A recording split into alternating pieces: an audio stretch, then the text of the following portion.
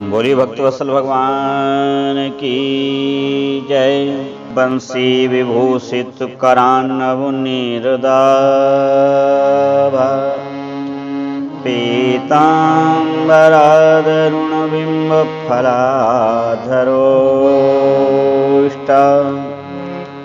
पूर्णेन्दु सुंदर मुखा दरविंद नेत्रा कृष्णात् परं किमपि तत्त्वमहं न जाने। आप सबके हृदय में विराजमान परमात्मा भगवान वासुदेव कृष्ण को बारंबार प्रणाम करते हुए आइए हम जानते हैं अमृत संजीवन कारक सिद्ध योगों का कथन और भगवान धन्वंतरी और भगवान आत्रेय जी का संवाद। भगवान धन्वंतरी कहते हैं प्रिय सुश्रुत जी से कि हे सुश्रुत, अब मैं तुमको आत्रेय जी के द्वारा वर्णित मृत संजीवन कारक दिव्य योग सिद्ध योगों का वर्णन करता हूं, जो संपूर्ण व्याधियों का, संपूर्ण रोगों का विनाश करने वाला है। मित्रों,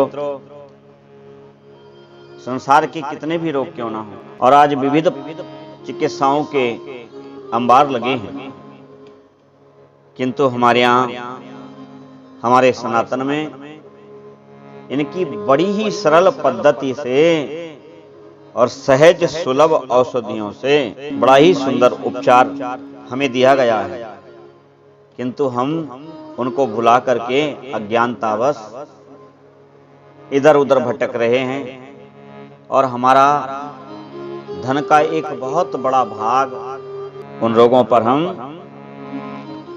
व्यय कर रहे हैं, खर्च कर रहे हैं। हमारे शास्त्रों ने, पुराणों ने बड़े ही सुंदर सुंदर ढंग से विविध और बड़े असाध्य रोगों का भी शमन होने वाली औषधियों का हमें निर्देश दिया है, किंतु हम उन निर्देशों का ना तो अध्ययन करते, ना श्रवण करते, और यदि कोई श्रवण करा भी दे तो हम सुनेंगे तो बहुत ध्यान से, ऐसे सुनेंगे कि बस घर जाके लगता है कि अब हम ही वो काम करने वाले, किंतु घर जाते ही भूल जाएंगे।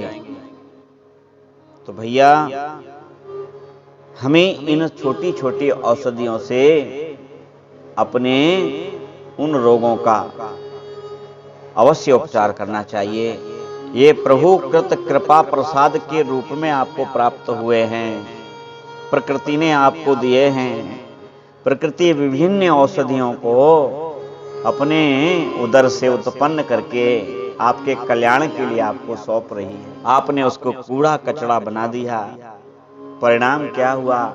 परिणाम स्वरूप आपका अपना शरीर भी कूड़े का और कचड़े का ढेर होता चला जा रहा है। आत्रेय जी कहते हैं कि यदि बात ज्वर हो तो बिलवादी पंचमूल का क्वाथ बना करके पीने से वह ज्वर चला जाता है। बेल कहते हैं, बिलवादी पंचमूल, बेल के 5 अंग, पत्र, छाल, जड़, तना और फल, इन सब को एक साथ लेके क्वाथ बना करके, क्वाथ कहते हैं काढ़े को, कोई भी काढ़ा यदि हम बनावें तो ये ध्यान रखें कि यदि हमने 200 ग्राम जल रखा है तो वह जल जल करके 50 ग्राम रह जावे। 150 ग्राम जल काढ़ा में उबलते उबलते बाष्प बन के उड़ जावे, और जब 50 ग्राम बन जावे तब उसे किसी सूती वस्त्र से छान करके और रख लेवें। जब वह शीतलता को प्राप्त हो जाए अथवा तो हल्का गुनगुना रहे तो उसे पिएं, और उसके बाद फिर 2 घंटे तक ना कुछ खाएं न पिएं। बेल, सोनापाठा, गंभार, पाटल और अर्णिका, इनका काढ़ा बना करके पिएं तो वात से संबंधित ज्वर चला जाता है। यदि पाचन तंत्र गड़बड़ है, किसी का पाचन तंत्र शुद्ध नहीं है, तो पिप्पली मूल, गिलोय, ये सब सामान्य पंसारी के यहाँ बड़ी सहजता से प्राप्त हो जाते हैं। और सौंठ, इनको बराबर मात्रा में लेकर के इनका क्वाथ दें। क्वाथ मतलब काढ़ा बनावें और काढ़ा दें। काढ़े की विधि वही है कि यदि हमने 2 गिलास जल रखा है तो 3 हिस्सा जल जल जावे, औषधियों के साथ वह जल उबलता उबलता जल जावे, और जब चौथाई हिस्सा जल बचे तब उसको छान करके और उसको रोगी को पिला, तो क्या होगा कि उसका पाचन तंत्र 7 दिनों में ही ठीक हो जाएगा। पीपल, चित्रक और आंवला इसका क्वाथ बना करके पीने से सभी प्रकार के ज्वरों से, सभी प्रकार के बुखारों से मुक्ति मिलती है। छोटी छोटी औषधियां हमारे आसपास उगी रहती हैं, हम उन पर बिल्कुल ध्यान नहीं देते।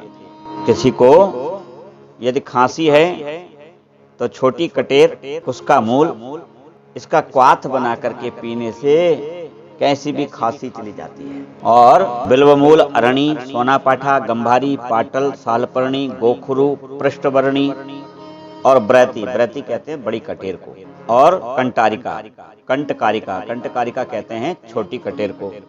ये 10 मूल कहे गए। ये खांसी के लिए रामबाण है, खांसी का जड़ से नाश करने वाले हैं। गिलोय, चित्तपापड़ा, नागरमोथा, चिरायता और सौंठ ये पंचभद्र कहलाते हैं। इनका क्वाथ सभी प्रकार के वात और पित्त के ज्वर में देना चाहिए। निशोत, विशाला, कुटकी, त्रिफला और अमलतास इनका क्वाथ पिलाएं तो सभी प्रकार के पित्त का ज्वर समाप्त हो जाता है। इस प्रकार से हम और भी विविध रोगों का वर्णन आगे करेंगे। यदि किसी को सर्दी है, खांसी है, जुखाम रहता है, उसका श्वसन तंत्र कमजोर है, तो क्या करें? अनारदाना, काला नमक, गुड़ इन सबके समान भाग से चूर्ण तैयार, शहद के साथ, यदि आपको मधुमेह है तो शहद साथ में ना लें, और इस औषधि को लेंगे तो शीत आपका चला जाएगा। बहुत छोटा ही नुस्खा करें तो अदरक के साथ रस और मधु मिला करके, अदरक का रस और मधु मिला करके यदि रोगी को नित्य पिलाते हैं तो इससे अरुचि, श्वास, कास और प्रतिस्याय कहते हैं जुखाम को, ये सभी प्रकार के कफ विकारों का नाश कर देता है।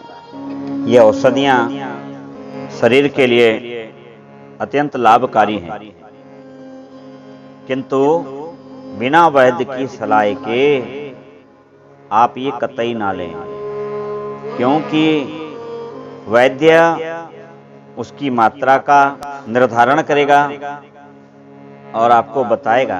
इसलिए वैद्य की सलाह या किसी समझदार की सलाह अवश्य इसमें लें। धन्वंतरी कहते हैं कि हे सुश्रुत, इस प्रकार आत्रेय मुनि विभिन्न प्रकार के रोगों के शमन की औषधियां सुश्रुत को संसार पर कृपा करने के लिए बतला रहे हैं। और भी आगे हम इस प्रकार के रोग, औषधि, शास्त्र और पुराण के निर्देश की चर्चा हम करेंगे। तब तक के लिए श्री राम जय राम, जय जय